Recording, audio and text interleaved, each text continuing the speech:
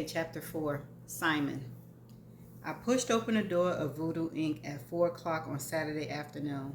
I spent the morning hung over and pathetic, with one thought from the night before bothering the shit out of me. There was no way that that girl was as stunning as I remembered.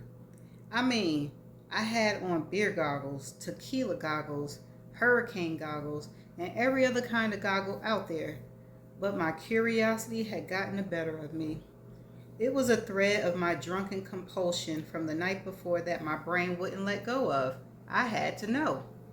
Just like last night, the bell dinged and a cool rush of air conditioning hit me as I stepped inside. The place was deserted and even somber. It was still creepy looking. A glance at the door told me they just opened and would stay open until 2 a.m. I couldn't figure out how the rule about not tattooing drunks gave them enough customers to stay open that late. Not my business or my problem. A woman with chin lift, blonde, and pink hair wearing a 50s style pink and orange polka dot dress was sitting at the counter. Not Lee.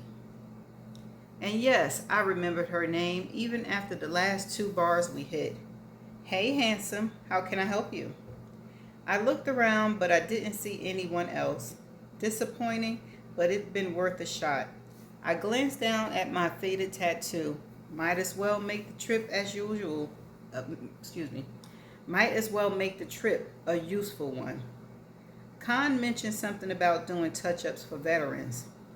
I held out my forearm where the trident and anchor had gotten shortly after graduating from Navy Academy were now a dull gray.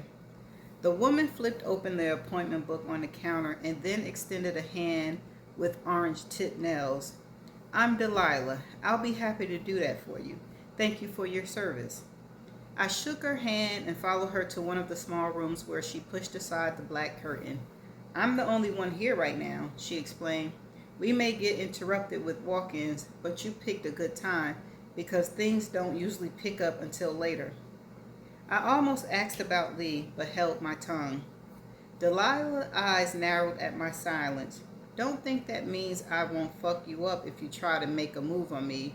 You don't have the kind of equipment I like. I held back a smile at her serious expression. Duly noted, ma'am. She got to work. Just over an hour later, I was pretty fucking happy with the touch-up tattoo. It looked better than it had when I originally gotten it. I shot the shit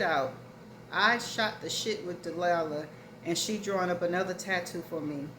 One that I've been thinking about getting for years, but had never made time to actually do it. It was a memorial, a list of dates I knew by heart, and the call signs of the brothers I'd lost. Simple script, nothing fancy, but long overdue. I was pulling my t-shirt off so she could place the transfer paper on my left shoulder blade when I heard a door shutting and what sounded like nails clicking on a linoleum floor. And then I heard her voice. Sorry I'm late, Delilah. Huck chased after one of the horse-drawn carriages and yanked me off my bike. I ripped my damn jeans and I need a freaking first aid kit. Delilah jumped into action, but I remained in place. Oh, sweetie, look at your knee and your hands. Ouch. Clean yourself up. I've got this covered. Just doing a walk-in, Delilah's voice lowered. And if I were into guys, let me tell you. Someone snorted. As many times have I heard you say that, don't you think you might be bi-curious? My attention was wrenched away from their conversation when the clicking nails materialized in the doorway of the tiny room as the massive fucking dog. Tiny room as a massive fucking dog. His black and brown swirling fur was short, thick, and dense. He stared me down with giant dark brown eyes. Huck, come here, baby. Get out of there. Lee's voice was a smoky alto and sexy as hell. She peeked ahead into the room. Sorry, she jerked back. It's you. I couldn't help the smirk that tugged at the corners of my mouth. I wasn't just a faceless customer. Good to know. And it's you, Lee, right? She nodded slowly. Charlie, actually. Khan's the only one who calls me Lee. I held out my hand. Simon. She reached out to reciprocate the gesture, but I saw the angry red scrapes on the base of her palm and turned her small hand over in mine. You should probably take care of that. She scrunched her nose. I know, but it's going to hurt like hell when I pour that stinging stuff on it. I'm trying to psych myself up first. She looked down at the dog that had moved to place himself directly between us. And I need to get Huck into the back room. I don't like to let him wander. He scares the shit out of customers. Since he's roughly the size of a pony, I can see why. The dog was eyeballing me as I held his mistress' hand in mine. Is he going to rip me to pieces for touching you? She smiled down at the furry giant. If he thought you were a threat, probably. If he knew you, maybe not. But I don't know you, so I'm not introducing you to my dog. For all I know, you could be some creepy stalker. She eyed me up and down, and it occurred to me that I was shirtless, and she was studying a tattoo over my left pectoral muscle and the rest of my chest and my abs before she dragged her gaze back up to my face. If I knew anything about women, which was debatable for any man, I would have said she looked interested. I released her hand and flipped over my forearm. Came back for my touch-up, and Delilah's going to hook me up with another. She does great work. I'm sure you'll be pleased. Charlie inhaled and let out a long breath. I guess I better go clean myself up. Come on, Huck. She turned away and the dog followed close on her heels. Well, I had my answer. She was every bit as gorgeous as I remembered. Okay now, Simon. Chapter 5. Charlie. I pulled the giant first aid kit out from under the sink in the employee's bathroom. I hadn't lied to the guy, Simon. I really didn't want to pour that shit on my hands and knees. It would hurt like hell, and Juanita wasn't here to blow on it and lessen the sting like she had when I was a kid. Damn it, 2 days in a row.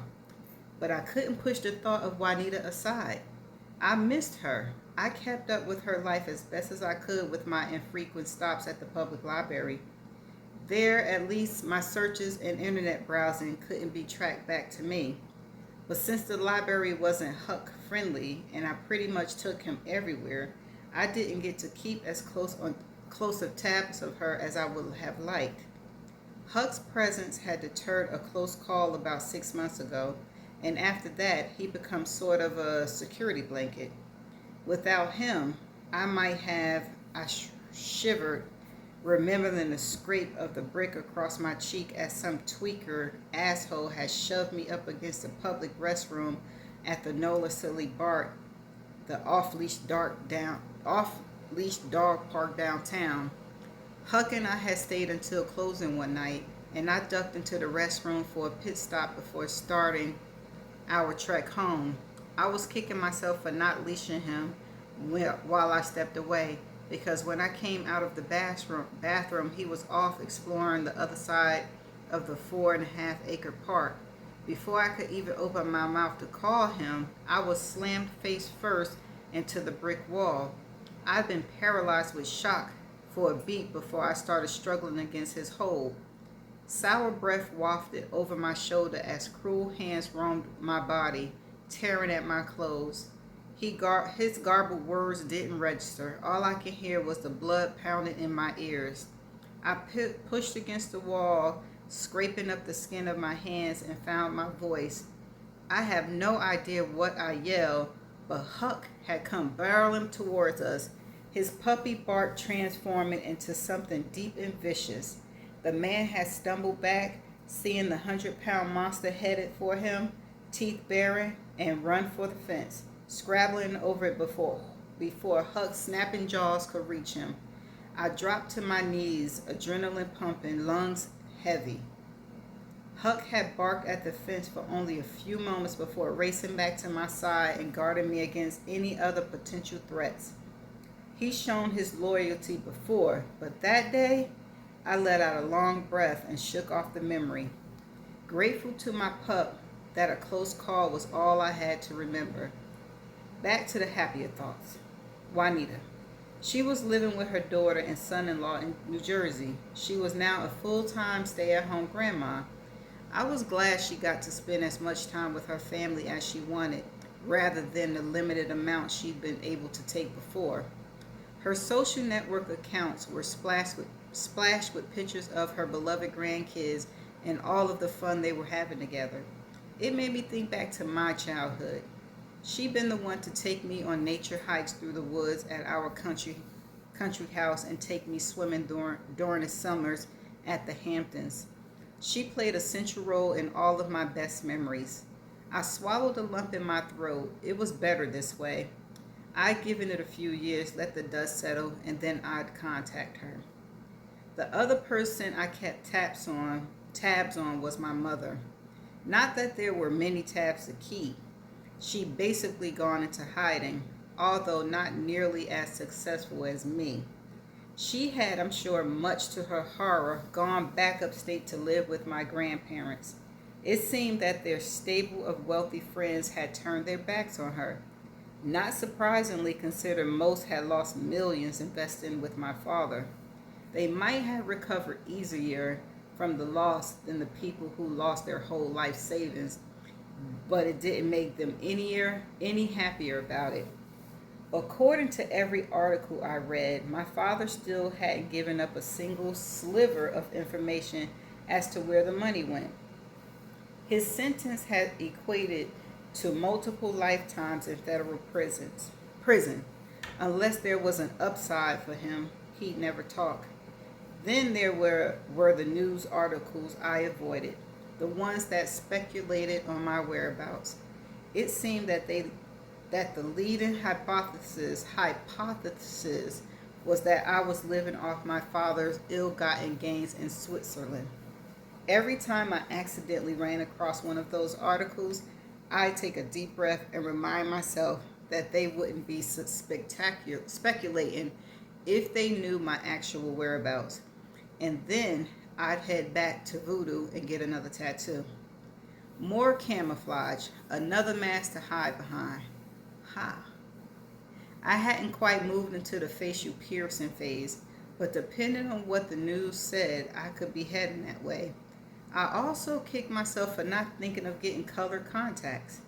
My eyes were too damn distinctive not to attract attention, but it was too late now. People would ask way more questions if I suddenly showed up with brown eyes. I shimmied my black skinny jeans off and scrubbed the grit from my knees and hands. After patting the raw skin dry with paper towel, I hissed as I poured the antiseptic over the scrapes. Fuck, that hurts, I murmured through clenched teeth. The door cracked open. I still. Was Simon checking out my thong-clad ass at this very moment? Surprisingly, the thought didn't bother me. The man was built, and I wouldn't kick him out of my bed for eating crackers. I know that's right, girl. Damn, Lee. Now that's what I like to see when I get to work. A rough hand cupped the right ass cheek, and Khan's head bent low over my shoulder. It's been too long, babe. Need to get you home. He kissed my neck. Get you in my... What the fuck? He spun me around and grabbed my hand. What the hell happened? Did someone put their hands on you, push you around? Was it like last? No, nothing like that. Khan, Delilah, Yvonne, Santos, my boss at the Dirty Dogs, were the only ones who knew about my near miss at becoming a sexual assault statistic. Harriet would worry too much. And beyond those four, I didn't really have anyone else to tell. Depressing thought to some maybe, but it was my choice. The fewer people I let in, the fewer people I had to lie to. They'd become dearer than my actual family, and they deserve better than the half-truth and outright lies I fed them. I met Khan's concerned blue gaze. Huck decided he wanted to chase a carriage. I fell off my bike. Khan looked out the bathroom door to where Huck snored, taking up the entire break room couch. Damn dog. Yeah, well, maybe you should go home. My spine stiffened. It's just a couple of scrapes. I'm fine. Besides, you know I need the money. Because you're stubborn and won't let me pay you more so you don't have to work so damn much. That's because I feel like a whore. We had this conversation 100 times. If he paid me more than he did before we slept together, I'd feel like I was getting paid for services rendered, above and beyond. Like I said, stubborn, he smacked my ass. But I like that thong. What did you say? Come home with me tonight if you're up to it? Inexplicably, my mind snapped to the man only a few walls away. I stalled. I don't know. Ask me later. He gave me a chin jerk before heading toward the corner of the break room and his makeshift office. Khan may look like a tatted up bad boy, but for what I could tell, he was actually a fairly astute businessman. An hour later, Simon came around to the register to pay for his new tattoo. I've been stealing what I hoped had been covert glances over my shoulder the entire time he sat, shirtless, in Delilah's room. But every time I glanced his way, his eyes flicked to mine. Intense, assessing hazel eyes that I wanted to see up close so I could figure out how the green, brown, gold, and gray swirled together. I didn't understand my attraction to him. Girl, stop playing, you know. Yeah, he was pretty to look at, but so were lots of guys. He had the cut muscles and the banging six-pack that said he took care of himself. That's part of it. But again, so did a lot of guys. Khan for one. But for me, Khan was about comfort, being close to someone for a night because I missed the feeling of being touched. With Simon, it was a burning curiosity, a flaring lust. I wanted to know how his hands would feel against my skin if he stripped me naked and traced the lines of ink with his fingers, and then his tongue. Okay. If he liked the little surprises I had tucked beneath my clothes. Oh, what surprises? Khan had never seen them, and I sworn Delilah to secrecy after I accepted her dare. When Simon stopped in front of the counter, I was shifting on my cushioned stool, trying to realize the ache my wandering thoughts had produced. He didn't speak for a moment, just studied me. He pulled his wallet from the back pocket of his worn jeans without breaking eye contact. Do you get a break? His question jolted me back to reality. What? I asked. He pressed both palms against the scarred graffiti-covered surface and leaned toward me. Have dinner with me tonight. I opened my mouth to speak, but Khan, who seemed to have the shittiest timing on planet, stepped out of the break room and came to stand behind me. Councilman, I didn't realize you come back. Khan's voice held a note of something I couldn't identify. It wasn't jealousy, it was something else. He must have glanced down at Simon's forearm because he said, glad to see you got your touch-up. No charge for that. Feel free to be on your way. It's jealousy, girl. It's jealousy. I glanced back at Khan, giving him a what the fuck look. His behavior was completely off. He might not be unfailingly polite to every customer who walked in the door, but he didn't usually try to throw anyone out. I got a new one too. I'll settle up with Charlie. Constantine. Simon's tones carried a stubborn edge. Clearly, there was history here I wasn't privy to. And then Khan's words solidified in my brain. Councilman. Seems strange that someone rumored to be kicking off a campaign for daddy old congressional seat would be getting more ink. Khan wrapped an arm around my waist and pulled me against him. Or is it something or someone else that brings you back? I jabbed the elbow into Khan's gut. He dropped his arm. I spun and whispered, yelled at him, "Quit being a dick and drop this whole junkyard dog pissing on your territory act. This shit doesn't fly with us. You know it." "Lee, just what?" He signed. "He's not the kind of guy you should be getting mixed up with." Khan bent close and whispered in my ear, "I know you keep a low profile for a reason, and being with Simon might not be the best idea." The heat that had been thrumming through my veins turned to ice. Khan was right. He had no idea why he was so right, but he was. Regardless, I didn't need him to run interference for me. I've been taking care of myself for the last year, and I keep on doing it. I pressed a hand against his chest. "It's cool. I got this, Khan." He stared me down for a moment and then turned and left. I spun back around and faced Simon. Councilman, son of a congressman, rumored congressional candidate, the kind of man my mother would have salivated over having me date when I was Charlotte. The kind of man who was off limits and straight up dangerous to the continued anonymity. I know this word. I just have a hard time pronouncing it. Anonymity of Charlie Stone. The potential consequences of being seen with him and recognized played through my mind at hyper speed. I have to leave New Orleans and this makeshift family I've fallen in love with. It just wasn't worth the risk. "I'm sorry, I can't." His eyes narrowed. "Because of Khan? You're with him?"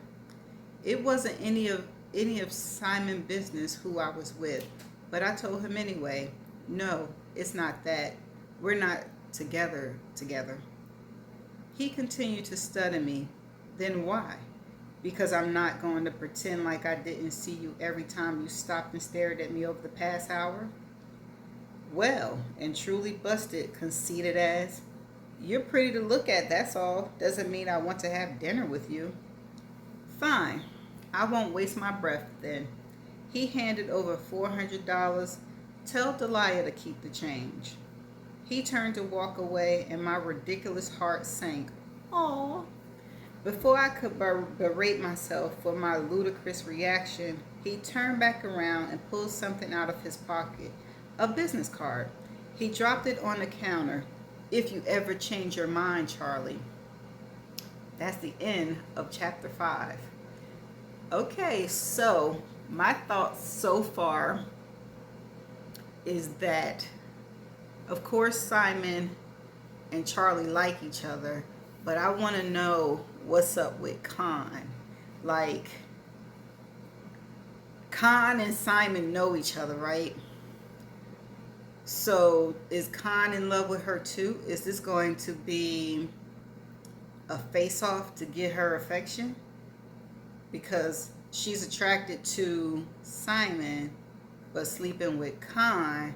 Khan is in love with her, and she want to get to know Simon. What y'all think? So, that's all I got right now. I knew how to pronounce that one word. I just my tongue tied. So until my next video, I shall see y'all in chapter 6. Bye. Okay, because I was having difficulty pronouncing that word, I decided to have it pronounced for me. So this is the word that I was having difficulties pronouncing. It is spelled Anonymity. And this is how it's pronounced. Anonymity. And see, I still can't say it. Anonymity. Anonymity. Anonymity. Anonymity.